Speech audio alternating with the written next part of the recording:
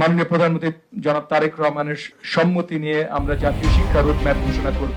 দেশের শিক্ষা ব্যবস্থা ও মূল্যায়ন পদ্ধতিতে বড় ধরনের সংস্কারের ঘোষণা দিয়েছেন শিক্ষা এবং প্রাথমিক ও গণশিক্ষা প্রতিমন্ত্রী ববি হাজ্জাজ। আজ দুপুরে শিক্ষা মন্ত্রণালয়ের সভাকক্ষে আয়োজিত এক সংবাদ সম্মেলনে তিনি এই মাস্টার প্ল্যান তুলে ধরেন। এ সময় উপস্থিত ছিলেন শিক্ষা এবং প্রাথমিক ও গণশিক্ষা মন্ত্রী ডক্টর আনম এহসানুল হক মিলন। প্রতিমন্ত্রী জানান, সরকার শিক্ষাকে আর কেবল খরচের খাত হিসেবে বিবেচনা করবে না, বরং শিক্ষাই হবে রাষ্ট্রের মূল বিনিয়োগ এবং মানব সম্পদ তৈরির মূল কারখানা।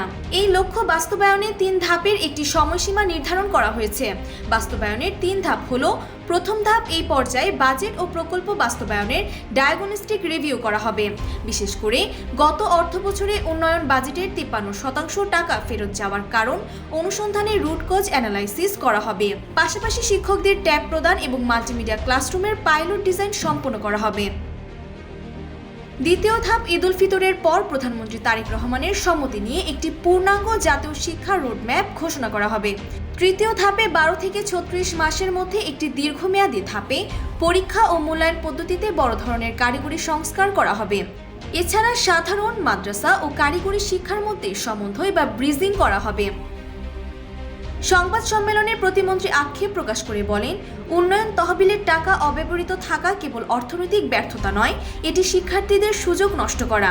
সরকার এখন থেকে জবাবদিহিতা নিশ্চিত করে প্রতিটি টাকা শিক্ষা ও শিক্ষার্থীদের উন্নয়নে ব্যয় করতে বদ্ধপরিকর।